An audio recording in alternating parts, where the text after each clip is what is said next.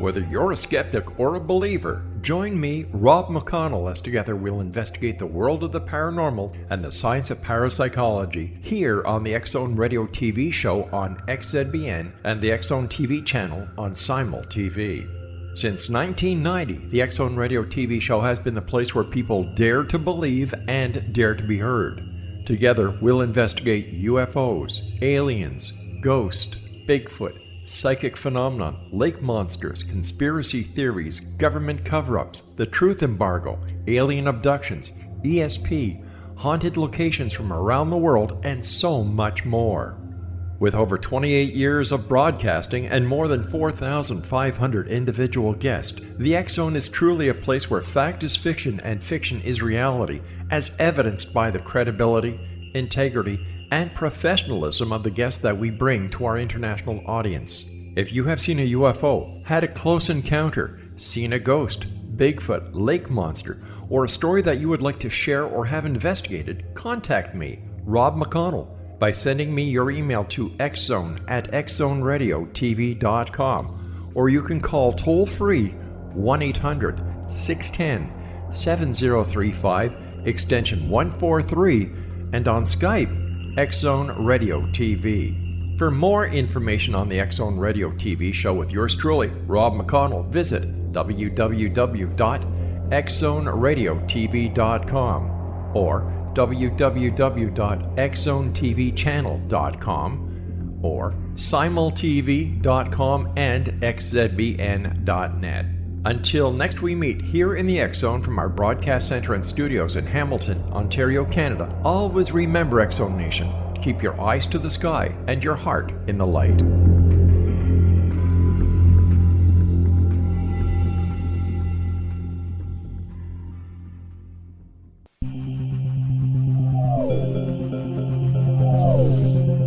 This is A Different Perspective with Kevin Randle. Kevin is a retired United States Army Lieutenant Colonel who has studied UFOs for more than 50 years. His military training has provided him with unique insight into military operations and UFO research. Kevin has investigated many of the most mysterious cases and has been consulted for dozens of documentaries and been interviewed on hundreds of radio and television programs about UFOs. Considered to be one of the leading experts on the Roswell UFO crash, Kevin has written more than 25 books about UFOs, including Roswell in the 21st Century and Encounter in the Desert, a re-examination of the Socorro UFO landing. Now here's the host of A Different Perspective, Kevin Randle. And welcome to this edition of A Different Perspective. I'm Kevin Randle. In just a moment, I will be joined by Michael Shermer, who is the host of the Science Salon Podcast and a publisher of the Skeptic magazine. Usually I do a rant here, and I wasn't going to do one today because there's really nothing that has annoyed me in the world of UFOs, but I just wanted to say I am sick of political commercials already. It's a year till the election here in the United States, and we are inundated with political ads. It's just ridiculous, one right after another. The only solution is premium channels so that we don't have to watch political ads. Now that's off my chest. I will tell you that Michael Shermer, Dr. Michael Shermer, is a founding publisher of Skeptic magazine, the host of the Science Salon Podcast, and the presidential fellow at Chapman University, where he teaches Skepticism 101. For 18 years, he was a monthly columnist for Scientific American. He is the author of New York Times bestsellers, including Why People Believe Weird Things and The Believing Brain, Why Darwin Matters, The Science of Good and Evil, and The Moral Arc. His new book, Heavens on Earth, The Scientific Search for the Afterlife, Immortality, and Utopia. Dr. Michael Shermer, welcome to A Different Perspective. Oh, well, I'm here to have a different perspective, I guess. We're going to see if we can convince you of some things here. Maybe change your mind on one or two things. I agreed to do this because mainly, you're pretty famous in UFO circles, and I thought it'd be fun to meet you and talk to you about these incredibly interesting topics. Well, I will tell you one thing. Normally, after the program, I put up a short blurb on my blog about that program and a link to the audio for it. And I put at the end of it, if you have comments or questions for the next guest, let me know. You have garnered the most questions of anybody I've had on the program during that. Okay. And that includes people like Charles Halt and Jim Pedeston, and you just name some of the names in ufology, and you've garnered the most questions. So congratulations on being probably the most controversial. It may not be a good thing. Like, how come? What is his comment about the blacked out paragraph in document such and such from 1952? I don't know. No, these are much more open-ended, and and I think they're very fair questions. So we can get into that. Well, we will get to that when we were kind of going back and forth in the emails about doing this, and I suggested some of the cases we could talk about, and you suggested instead talking something about the nature of evidence. And I think that's an important topic because I think too often in ufology, people are not aware of the rules of evidence or how to gather evidence or what really evidence is. So I thought, there you go. Run with that one for me. Yeah, that is a good place to start, because what we all want to know is what's real, what's true. And allegedly, we now live in the age of post-truth era, which I don't think is true, because the fact that we're even having a discussion about truth means we're not living in a post-truth world. That is, the latest issue of Skeptic, the cover story by Steven Pinker, is on this very subject, and he starts the article by asking this question: is the statement "we are living in a post-truth world" true? Of course, if it is, then it isn't, because we're now arguing for something being true or false, which means we're not post-truth. We are still interested in facts and evidence and what's real. Now, for me, the UFO question is a perfect example of this, because we don't have any solid evidence that extraterrestrials have visited here. We don't even have evidence that there's anyone else out there. The so-called Fermi paradox. Where is everybody? And so when people say they know, they're claiming something they know that they don't really know. Now, this can take different forms. So there's internal subjective truths, and then there's external objective truths. And what we want in science are the latter, the external objective truths. So if I say something like dark chocolate is better than milk chocolate, and you say, no, milk chocolate's better than dark chocolate.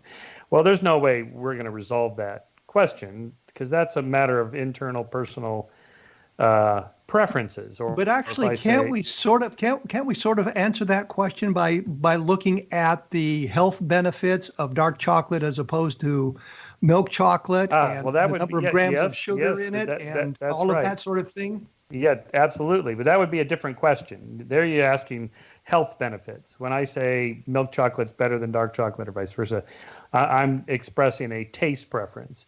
Yes, of course, I like whiskey, but whiskey's, probably a lot regularly is not good.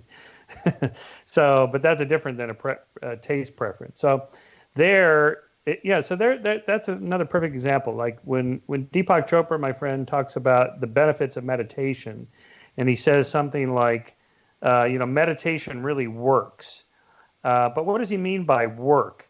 If it's an internal thing where, like, for me, meditation works. I feel better. My headaches go away. My blood pressure is lower. I'm less stressed. That's one form of working. But when you say, does it really work? Like, could medical doctors prescribe 6 hours of meditation per week, 1 hour per session, or, what would it be, and what percentage of the population benefits from meditation, that kind of thing.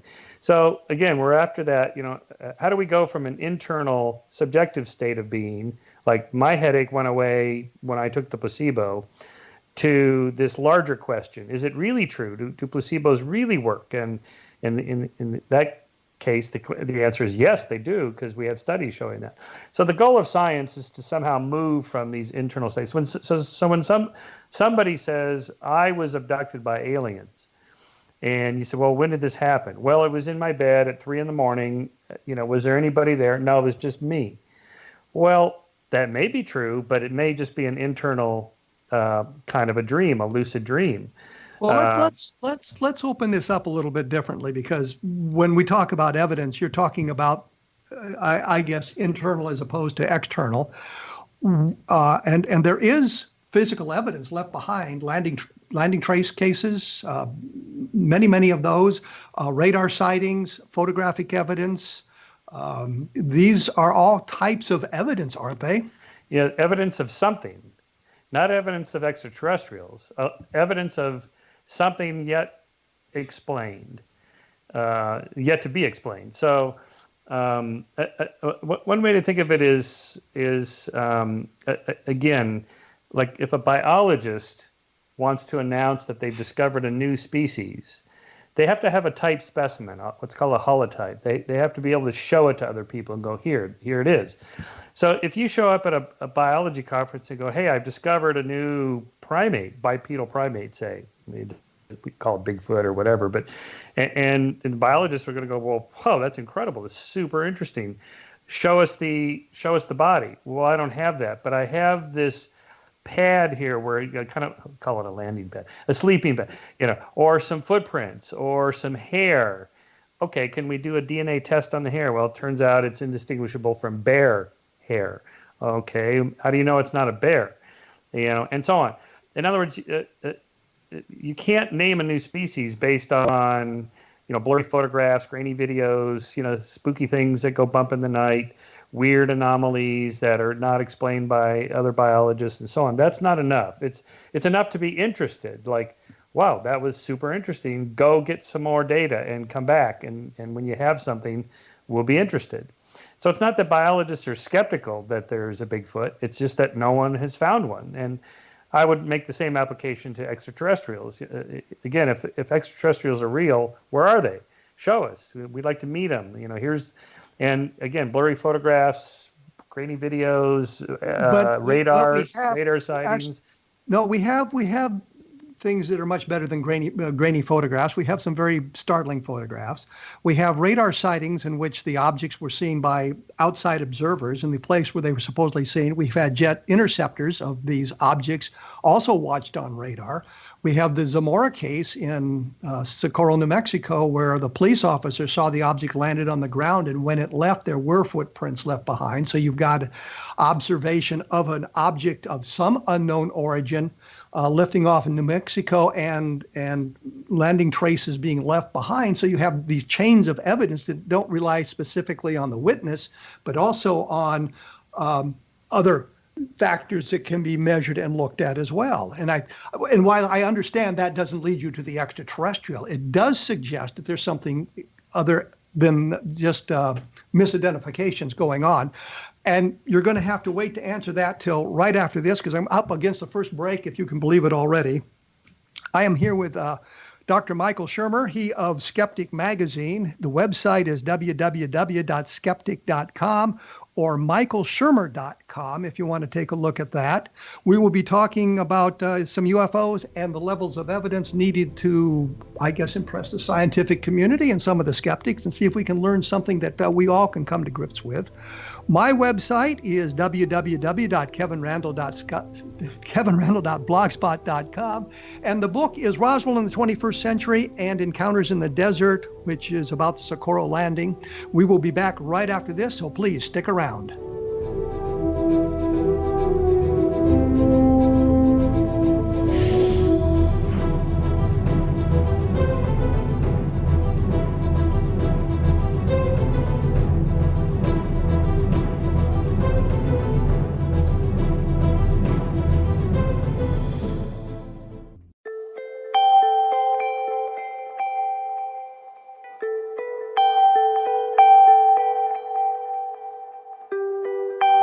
It's hard to listen to the news without realizing we're living in volatile, unprecedented times. Yet never has there been such an opportunity to transform the human condition. As old structures fail, where can we find the guidance to co-create a better way?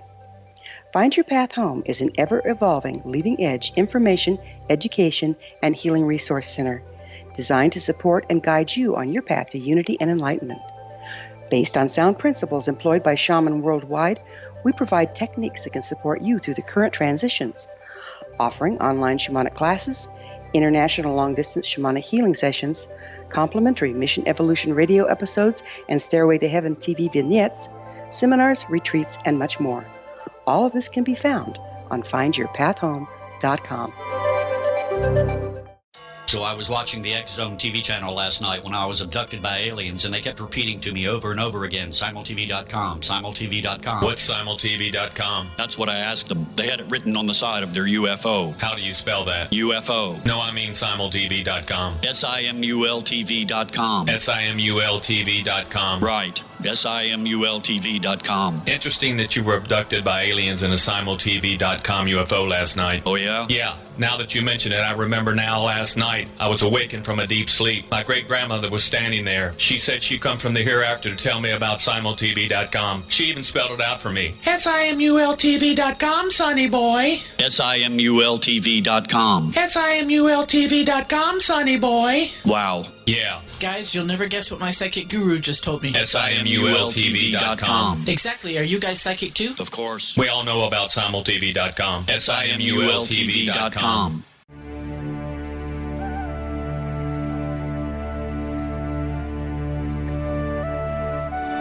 Shamanic healing is the key to personal empowerment.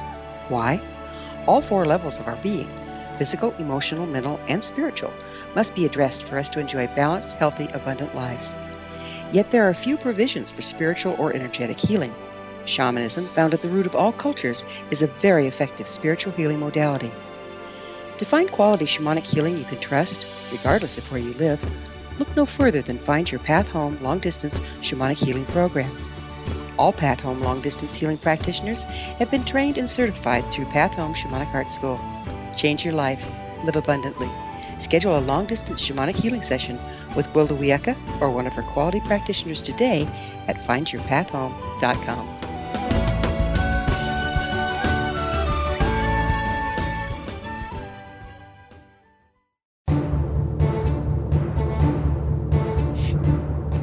I am here with Michael Shermer. We were talking, I guess, about types of evidence.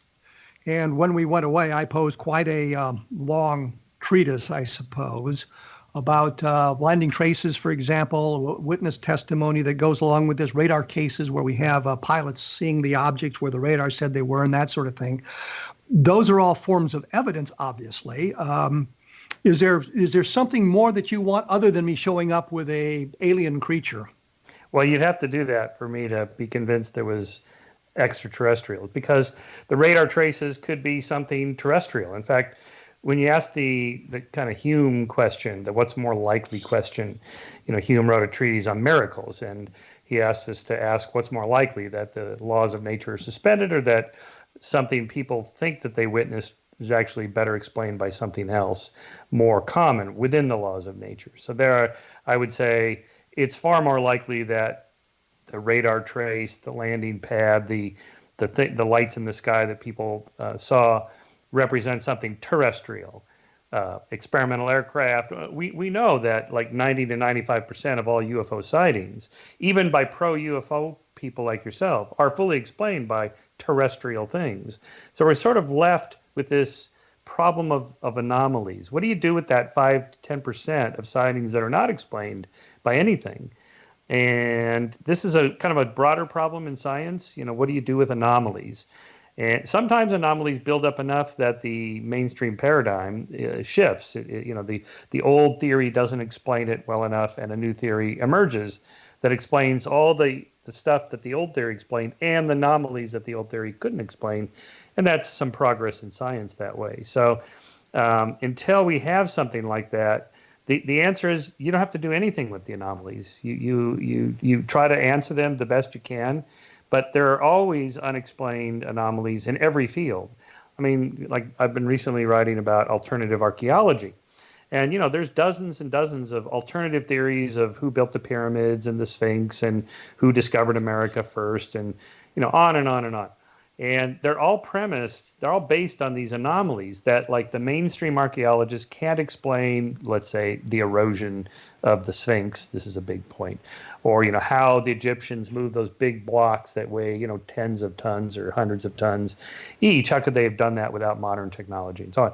These are anomalies that, mainstream archaeologists are comfortable with, because they have some ideas. Well, maybe they moved them up these dirt ramps and they had a lot of cheap labor and so on, but maybe not. Maybe there's something else we just don't know yet. Before you go to, the aliens built the pyramids, or some super advanced civilization that's ancient built the pyramids or whatever. And so all fields are full of these anomalies, and the question is, what do you do with them? And the UFO field has tons of these anomalies. And again, I think the default position should be, let's start with terrestrial explanations. We're going to end up with 5 to 10% that we can't explain by terrestrial explanations. Before you go to extraterrestrial, let's keep working on it, because that is the near miracle type explanation, where you have to just go to this place where, again, if it were true, it would be, the most spectacular in the history of discovery, in the history of science. That would be great. It would be, Sagan said he'd love it to be true. I'd love it to be true. But in order to do that, we really need, like you said, the actual alien body. There it is. Well, one of the questions that had been posed to me was, posed to you actually through me, was about you simply not believing that we've been visited by extraterrestrials. I think you've answered that pretty well without even me having to pose the question. Yeah, I don't think we have. No, but just to be clear, I think it's very likely that there are extraterrestrials out there somewhere. And I just follow the kind of SETI logic of the law of large numbers. You have 100 billion stars in our galaxy. Pretty much every one of them has planets. And maybe 1 out of 10 of those have Earth-like planets. So you're going to get, a billion Earth-like planets in our galaxy alone. There's 100 billion galaxies. Come on. Copernican principle says we're not special. So I follow that logic perfectly. That there's probably somebody out there, and I don't mean just bacterial grade life like on Mars or something like that. That is surely true everywhere. But the great filter grinds along, and you don't end up with very many. And there's a lot of empty space between the stars. So I think we haven't encountered them simply by the amount of empty space there is and how long it takes to move anywhere. Anyway, but you're suggesting that, of course, the space travel is limited by the speed of light. Yep, that's right. And there isn't a way of defeating that barrier, such as wormholes or something like that we have no physical concept of at this time, which of course is not answering the question, are we visited by extraterrestrials? Well, there's wormholes. Well, we don't know that, so that's really not a legitimate, it's sort of a legitimate argument, but not a good one.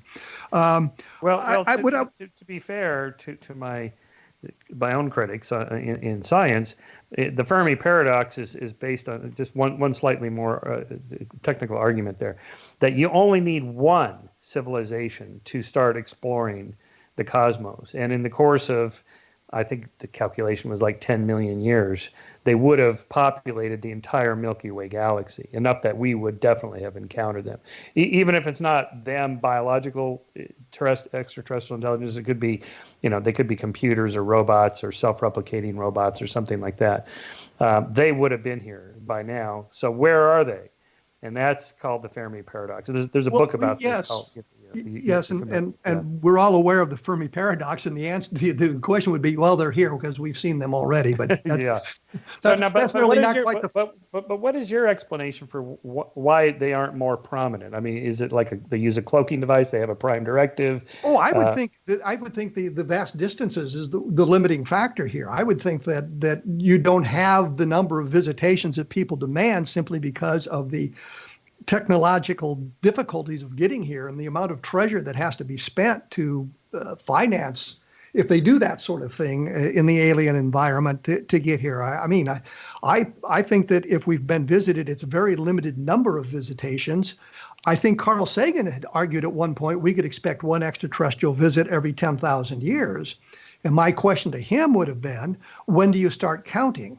Because if I was an extraterrestrial visitor and I showed up at the time of the Egyptians for my 1 in 10,000 years visit, I've suddenly found a growing civilization, granted a not technologically advanced civilization, but a civilization which I would think would inspire additional visits. And that was the thing. That seems reasonable to me. And you can go back millions of years and still be within a reasonable time window, because evolution happens so slowly that, our Earth has been around 4.6 billion years. So even if they arrived 10 million years ago first, and then they came once every 10,000 years or something, that'd be a lot of visits. But the question is, why is the evidence not better? Why is it always in that category of anomalies that could be something else we just can't quite tell? Well, I'll argue that point with you, and I will use the Levelland case for it, which is the landings that took place around Levelland, Texas in November of 1957. Multiple witnesses, independent witnesses, the UFO interacting with the environment, stopping their car engines, dimming their lights, filling their radios with static until the object moved away, and then the radios came back on, the lights brightened up, and they could start their cars again. Multiple witnesses, multiple locations, all around Levelland, Texas, over a period of an hour, hour and a half. The problem is the Air Force was so busy arguing that there is no alien visitation and doing everything they could to belittle the sightings. And NICAP, the civilian organization that was investigating, was so busy arguing with the Air Force about the number of visits that proper investigation was really not conducted. And I think that's part of the problem why we haven't gotten better evidence, is simply because we had all these personal agendas going on, and somehow the investigation got lost in the muck that way. Yeah, let's talk about that for a second, because I agree that governments lie to their citizens. This we know for sure. I mean, between the Pentagon Papers and the WikiLeaks, did we really need that with Dwight Eisenhower saying we don't spy on the Soviets with you too? Oh, here's Gary Powers right over here. Yeah. But this is an interesting question. The WikiLeaks releases of millions and millions of documents, not one document in there about Roswell or UFOs, of the landings of the aliens or anything like that, alien bodies in Area 51. Nothing. Here, to me, the evidence of absence of evidence in the WikiLeaks about UFOs is evidence of absence. That is, they're not here. They're not. And although a lot of politicians lie and dissemble and so on, we have Clinton, saying, hey, when I became president, I looked into the Roswell thing. I really did. And I think he was on Jimmy Kimmel. Is like, but would you tell us? He said, yeah, I would. I really would tell you if we knew. And, nothing. So again, enough of these things that if it were true should have come out. I use this example, by the way, with the 9/11 truthers, although I'm not equating you with them. The 9/11 truthers, they're convinced that the Bush administration had, they either knew that it was going to happen or they made it happen. The lie hop or my hop. And but in WikiLeaks, again, millions of documents, not one memo, not one letter, not one order, nothing about. We knew 9/11 was going to happen, or the operatives of the CIA or the FBI planted bombs inside the World Trade Center building. Nothing. So to me, that's evidence of absence. That is. Well, let me interrupt you here, because we'll have to come back to that. I'm going to take a break quick here. Yeah. I'm talking with Dr. Michael Shermer, he of Skeptic Magazine, and you can find that at www.skeptic.com. And his website is michaelshermer.com. I'm at www.kevinrandle.blogspot.com. And when we get back, we're going to explore this lack of evidence and what the possibilities suggest there with the leaks that have been going on. So stick around. We'll have some good discussion on the flip side.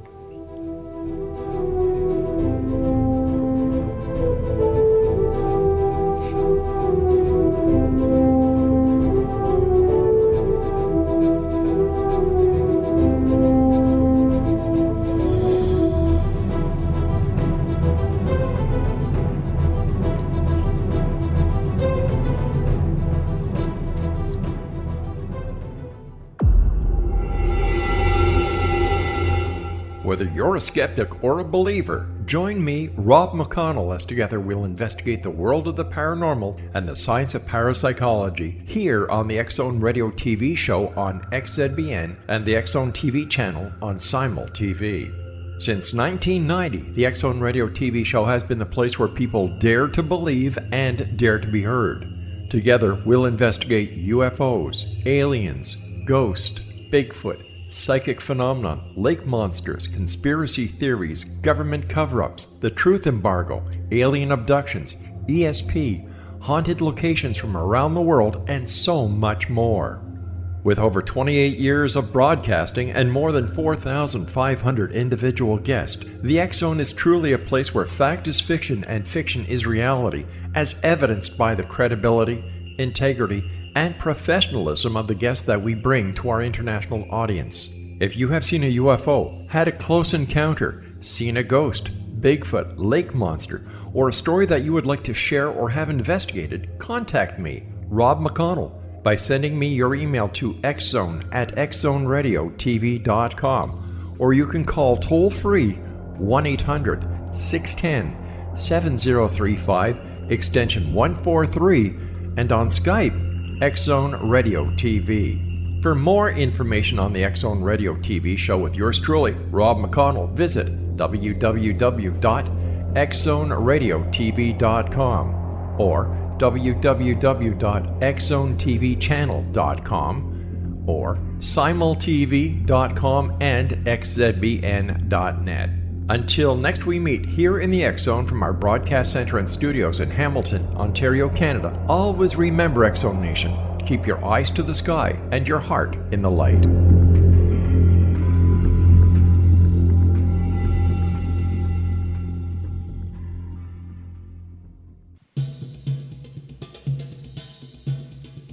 I am visiting with Michael Shermer, he of Skeptic magazine and a number of other skeptical things.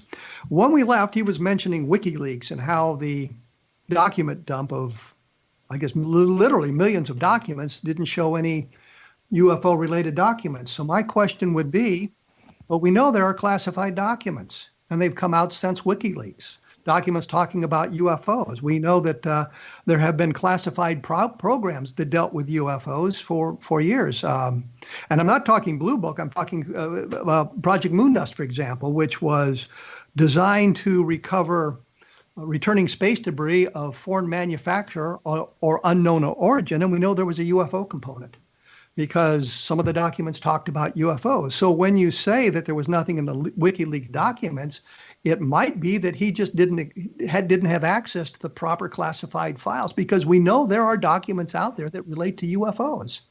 Yeah, that's true. That's a good point. Although I would point out, let me just ask you something, since you're the man about Roswell. I include this little thing in a course I taught on conspiracy theories. In 1967, a pro-ufologist named Ted Bleecker published a report titled UFO Wave of 1947, which chronicled 853 UFO reports. Roswell wasn't even on the list. Think about that.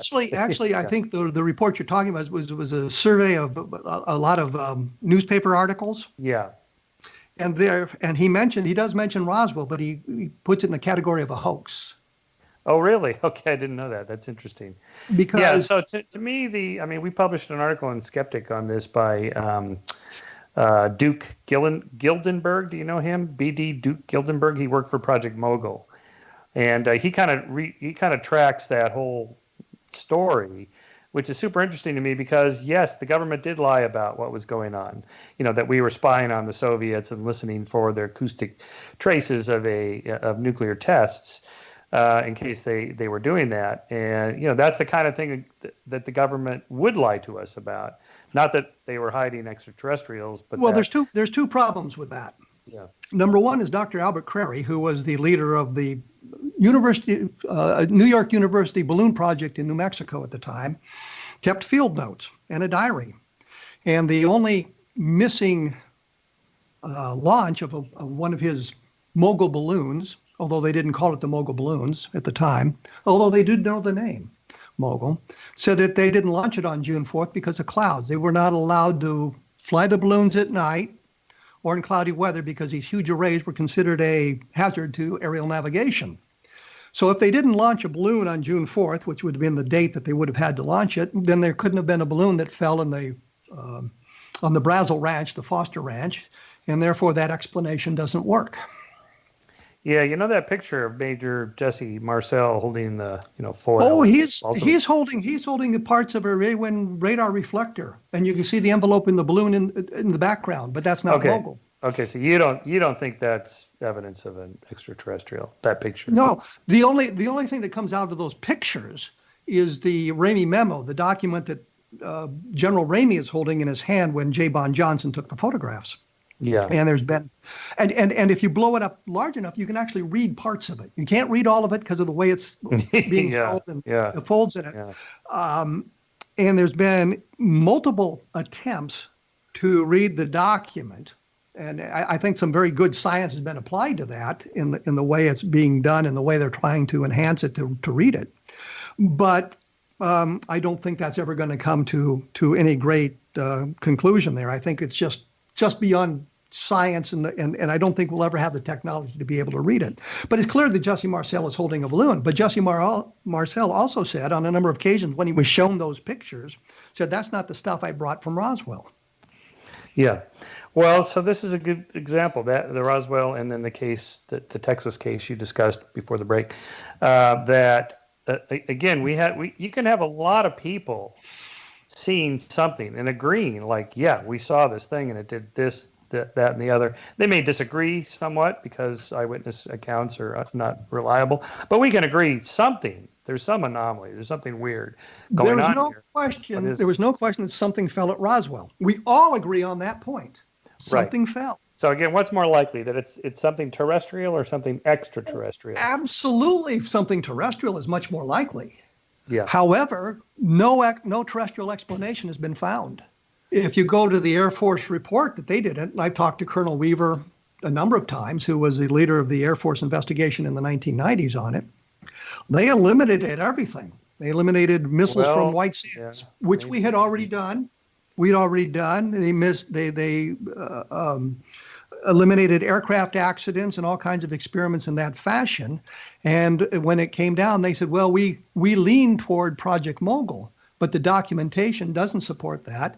And the idea that Mogul was highly classified, and it's absolutely true that what they wanted to do, the flying of the spy balloons, was certainly classified, but what was going on in New Mexico wasn't classified, and pictures of the Mogul balloons and the arrays appeared in the newspapers on July 10th, 1947, proving that it wasn't the great classified things that was going on. Crary and Professor Moore, who I talked to, been in his home a couple of times, told me that they had gone to Roswell to elicit the help of the 509th Bomb Group, and that Crary in his diary mentions that he had stopped off at the airbase a number of times to fill his vehicles with gasoline because they were using vehicles that they had drawn from the motor pool at Alamogordo Army Airfield. So the idea that the guys at the 509th had no knowledge of Project Mogul is untrue. The diary of Crary, which was written in 1947, mentioned Mogul at least 3 times. So they knew the name of the project. So this idea was highly classified simply doesn't work. And there was no launch on June 4th. The flight was canceled. It says right in the diary. That one. Well, Gildenberg doesn't mention that. He worked on this. Well, there's a surprise. Well, and here's my question. Are you sure about that? Here's my question. If the documentation supports the skeptical point of view, you guys endorse it. But if it doesn't support your point of view, you ignore it. Well, no. And I'm thinking the documentation that shows Mogul didn't fly is ignored frequently by those who are proposing that there's a terrestrial explanation for Roswell. I'm merely saying Mogul doesn't work. I don't know what fell at Roswell. I'm just saying I know of no terrestrial explanation, including Mogul, that works. Well, here's what Gildenberg writes. Throughout June and July of 1947, Professor Moore's NYU team launched Mogul balloons from Alamogordo Air Force, while another NYU group launched similar balloon clusters out of Colorado, generating more UFO reports. Several of the early Alamogordo flights were preliminary tests, did not carry classified hardware, and were never recovered by Mogul personnel. One such flight launched in early June came down on a Roswell area sheep ranch and created one of the most enduring mysteries of the century.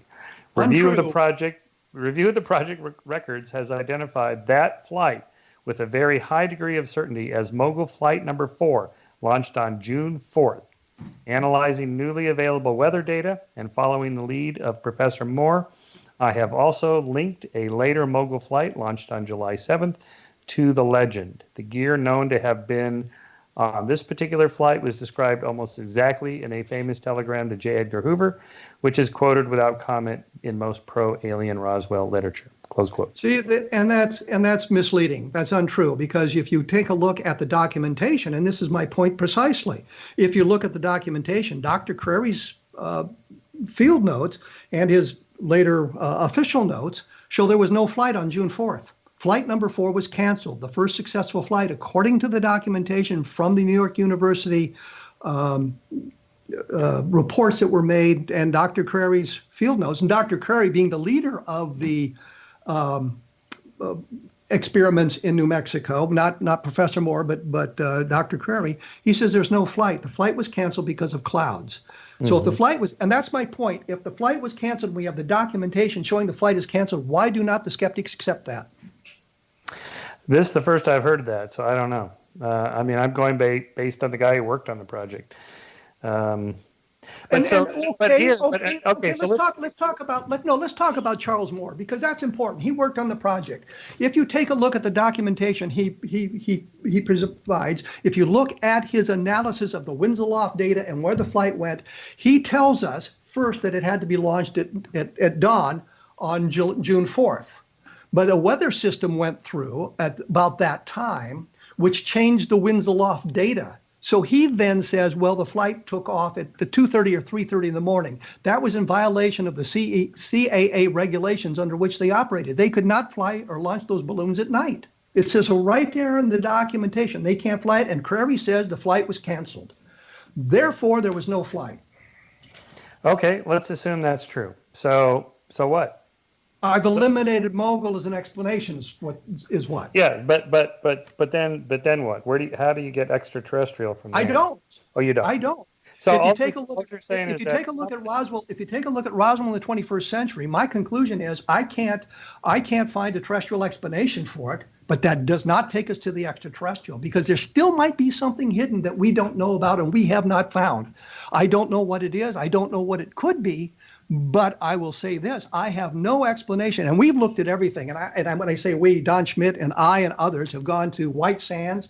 I've got a complete list of all the rocket launches at the proper time from White Sands to see if anything was missing. We've been to the various military archives to see if aircraft accidents could account for it or something else could account for it, and we found nothing. I'm going to have to interrupt myself here, because I'm going to have to take a break, because I'm getting excited about this discussion, because I'm enjoying it the heck out of it.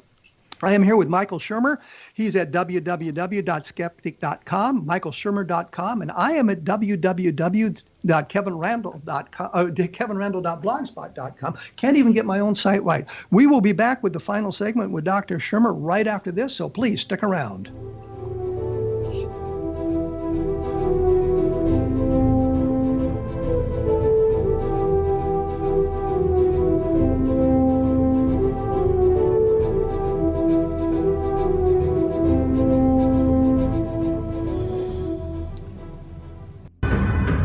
If you are looking for a safe, zero-calorie natural option to the harmful artificial sweeteners on the market today, Just Like Sugar is what you're looking for. Just Like Sugar is a wonderful natural alternative for those health-conscious people who choose a calorie-restricted diet with a great, pure, sweet flavor that tastes just like sugar. Just Like Sugar is a great natural option for people suffering from diabetes and may be useful in restricted diet programs where standard sugars are not allowed and does not cause a laxative effect of some other sweeteners. Just Like Sugar comprises a perfect blend of chicory root fiber, natural calcium, natural vitamin C, and Just Like Sugar's sweetness comes from the natural flavors from the peel of the orange.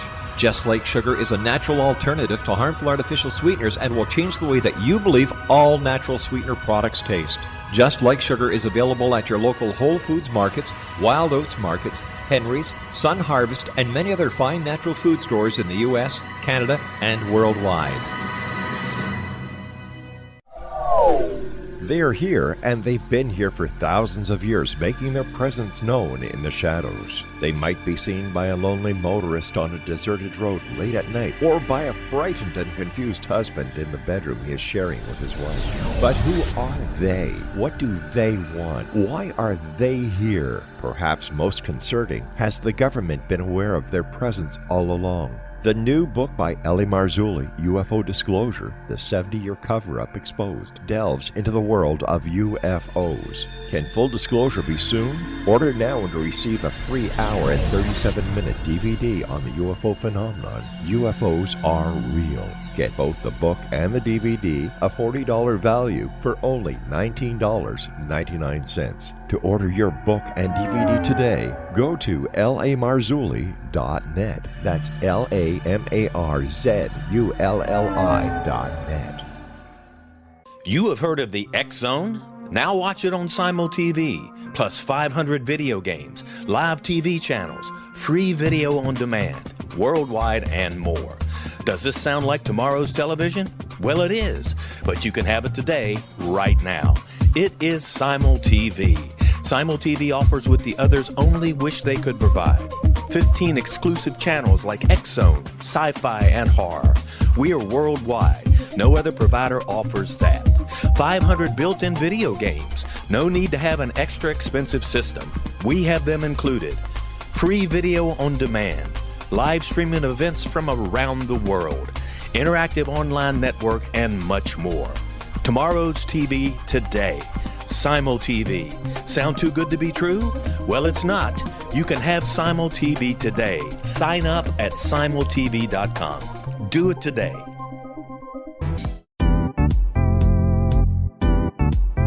Memorable dynamic presentations are a not-so-secret weapon in the business world. Do you have a powerful message that must be shared, but you haven't found a way to deliver that message? Do you want to be known as a top public speaker who gets amazing results? Are you ready to create and deliver your powerful message? Thomas Hides can help you create and deliver your speech to get the results you desire. Visit iconquality.com. Did you expect your business to flourish, but instead it plateaued or didn't get off the ground yet? Would you like to achieve massive goals and discover new sources of income within your business? When you're ready to experience that type of success with fast results, Cindy Hendricks is the business coach for you.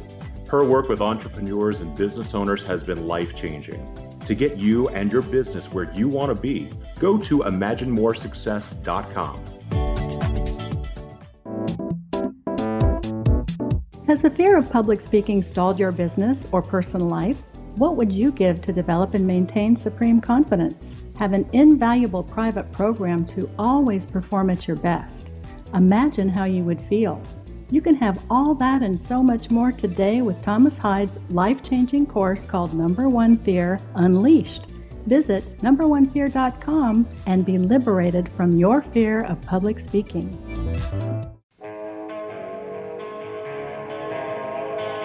I am joined by Michael Shermer, he of Skeptic magazine, and we were having a rousing discussion, at least I was having a rousing discussion, of the mogul explanation for Roswell. And my question had been, and I don't know if you answered it or not, but the idea is we have the documentation that sort of proves Mogul was not responsible for what fell at the Roswell Ranch. Okay, so let's just take that as a given, and where do you go from there?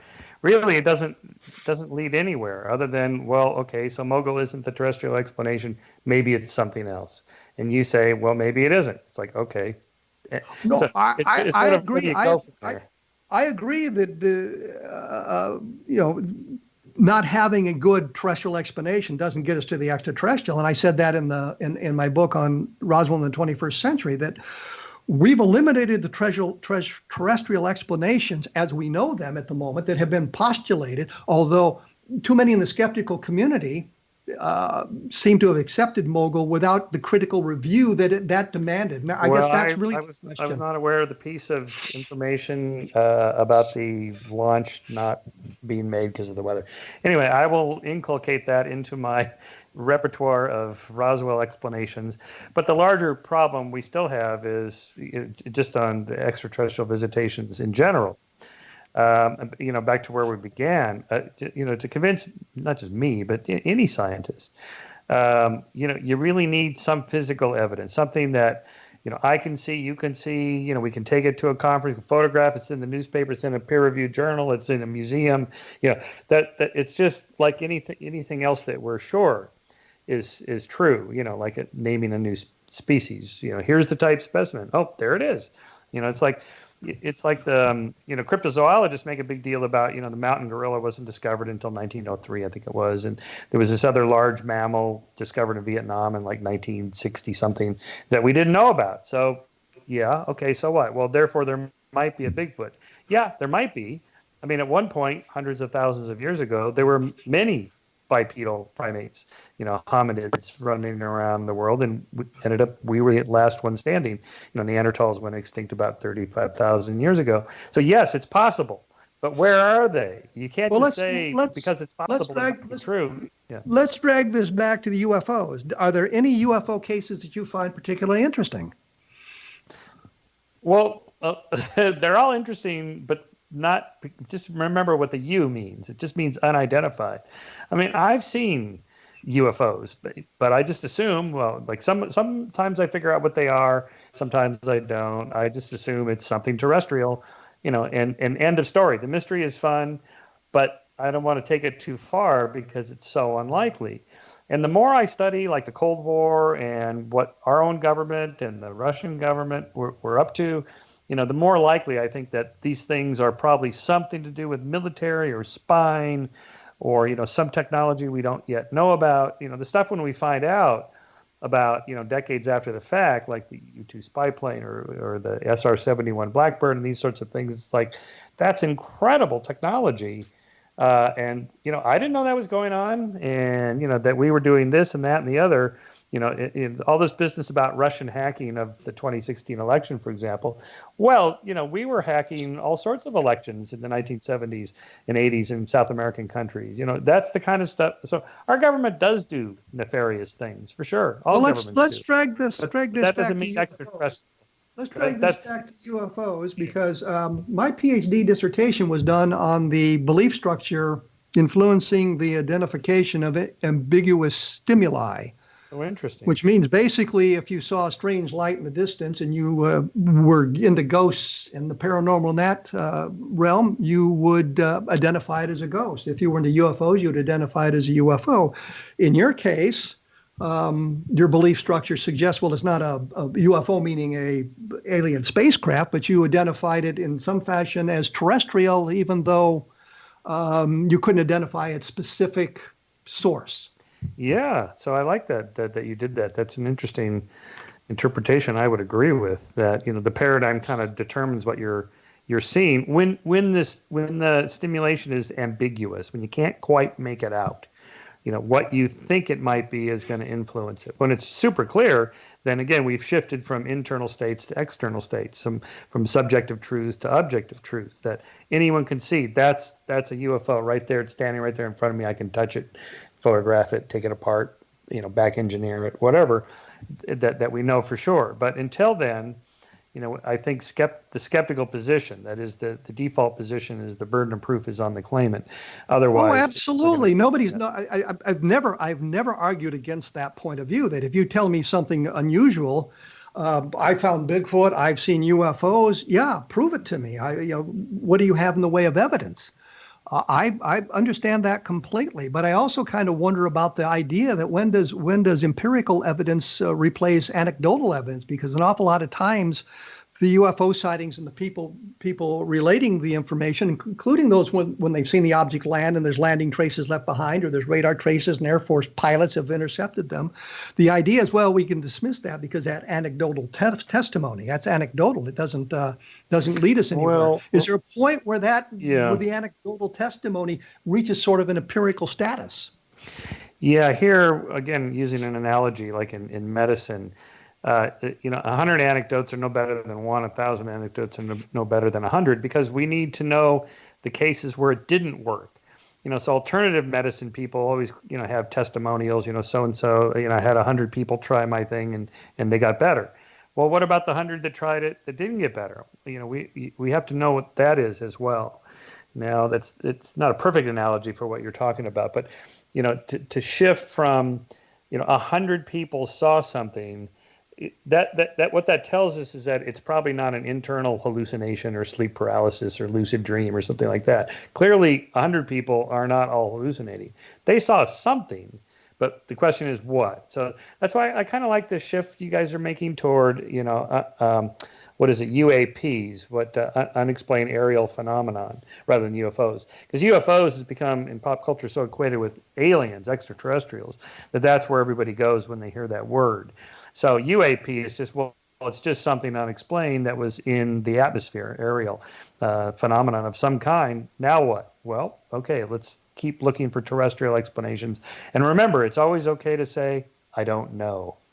Well, yeah, that's exactly right. And too often the skeptics, and I'm thinking Donald Menzel here specifically, never said, I don't know. He was even arguing with Clyde Tombaugh, the discoverer of Pluto, about Tombaugh's UFO sighting. And Menzel was telling him what he saw. And I'm thinking, okay, we got Menzel, who's at Harvard, and we got Tombaugh, who's making the observation in New Mexico. Who am I going to believe? I'm going to go believe Tombaugh, because both are highly trained astronomers. Right. Yeah. So, well, of course, we don't want to go down the argument from authority, who has the higher authority or who's a better observer, something like that. Again, we can but kind I would of wait think it. The guy who was on the scene making the observation would be much more qualified than the guy sitting in his observatory at Harvard. Yeah, I see your point. Yes, of course, I would agree with that. Yeah, it's interesting. I'm just kind of reading the Wikipedia page about you, that you kind of, as you've gotten older, you've become more skeptical. That's interesting. I wonder why that is. Is that because you've kind of had experience of a lot of what seemed like extraterrestrial and ended up being explained by something terrestrial, and therefore you're more inclined to move in that direction? Or I've become better educated, or my Air Force experience and my Army experience as an intelligence officer convinced me that sometimes people just don't know what they've seen. I look at the body of evidence, and I say, there's some good things that suggest that there may be alien visitation, the capabilities of the craft as they were reported by people, understanding, of course, that people are terrible observers and that sort of thing. Yeah. But also things when it's corroborated by radar. There's two movies that were taken in the 1950s that the Air Force managed to dismiss that I think are interesting in and of themselves. One taken in Montana, and I bring that one up specifically because it is clear from the documentation the Air Force altered the film once they got it. They took off, they cut off a portion of it. They admit to taking out one frame because the sprockets were damaged.